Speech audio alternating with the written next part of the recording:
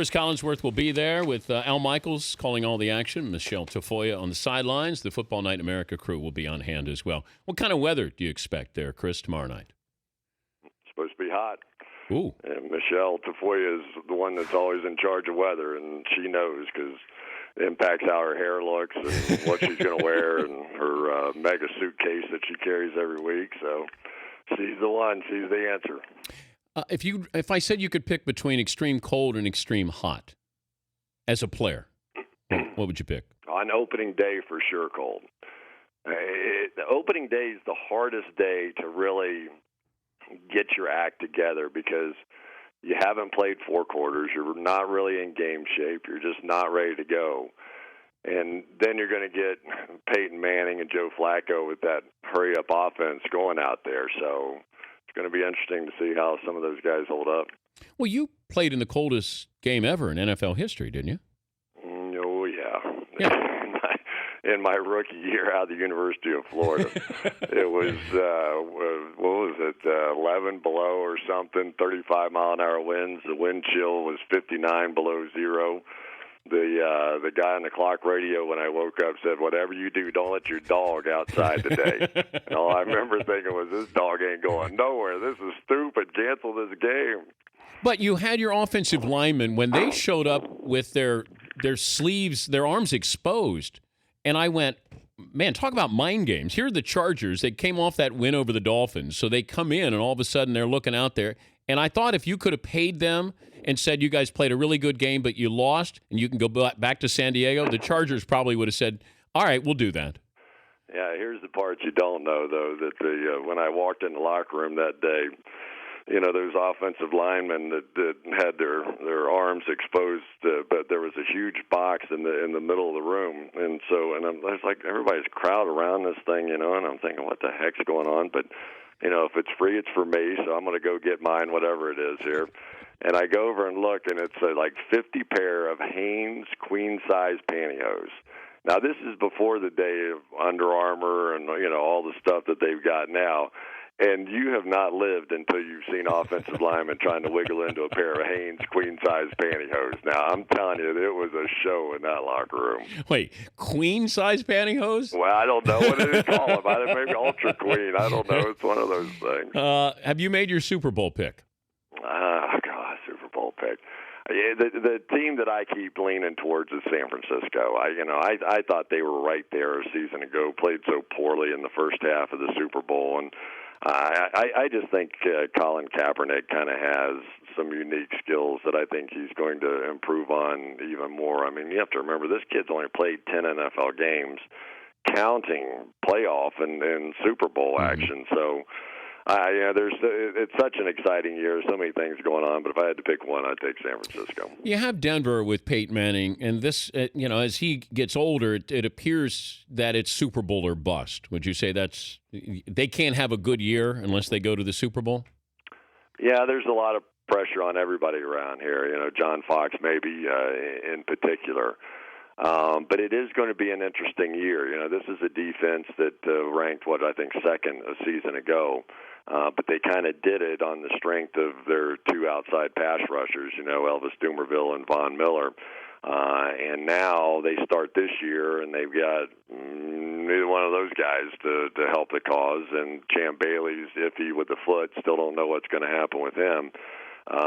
So those are 3 pretty big pieces of the puzzle right there, and they're having to kind of shuffle things around a little bit on the defensive side. Wesley Woodyard moving inside to inside linebacker. So it's like every year you want to say, oh boy, they did this last year, but the teams are never the same. Baltimore certainly is not the same team either.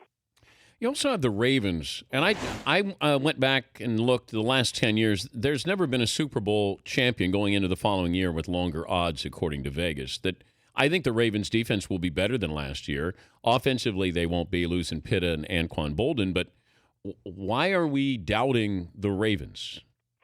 Well, I think anytime you lose some of the core, everybody thinks of Ray Lewis and Ed Reed and Bernard Pollard, and so these guys that's what you thought about. But, this defense had really taken a bit of a step back a season ago. I mean, they weren't quite as athletic as what they had been in the past.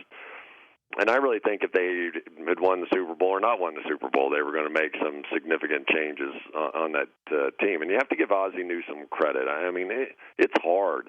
I can remember talking to coaches like, the Jimmy Johnson and some of these guys that how difficult it is and what an obligation you feel towards the guys that won Super Bowls for you. And now having to turn around and ask them for pay cuts and cutting some of them. And so it's a difficult thing. Ozzie, I think, feels like he didn't do that the first time around after the Super Bowl, didn't move forward. Obviously, with this bunch, he certainly did. He's Cris Collinsworth, Football Night in America. He'll be there with Al Michaels coming up on Thursday night in Denver for the Ravens and the Broncos.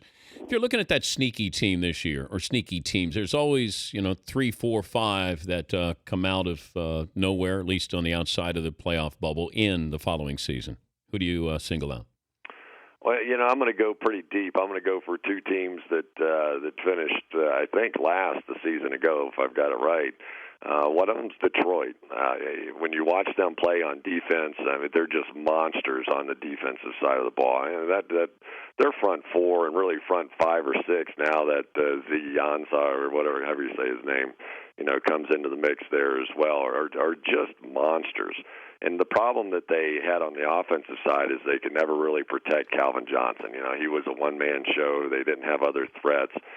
Now you bring Reggie Bush into the mix there, and I think that's a team that is worth watching, a playoff team from the year before and come back. The other one, and I don't know that much about this team. I've only seen them play once in preseason. But I think Arizona has a chance. They were so bad on the offensive side of the ball, and to get Carson Palmer, to bring a Larry Fitzgerald back into the mix, they were always pretty good on the defensive side.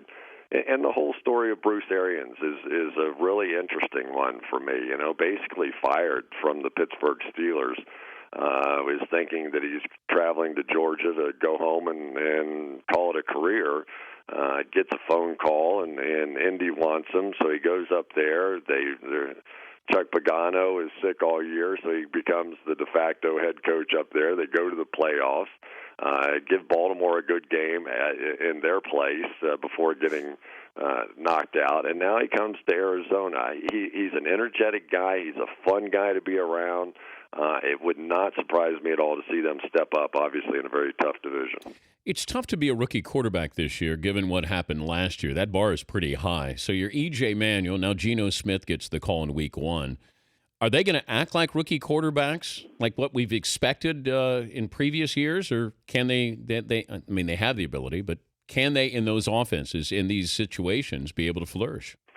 Well, the problem, the bar is set high. It's sort of like everybody that had ACL surgery after watching what Adrian Peterson did last year. A different bar has been established now. But I think we're kind of taking for granted what we saw last year with Luck and RG3 and Russell Wilson. We're assuming that is maybe a new normal, and I don't think that it is. I think what we saw last year was historic.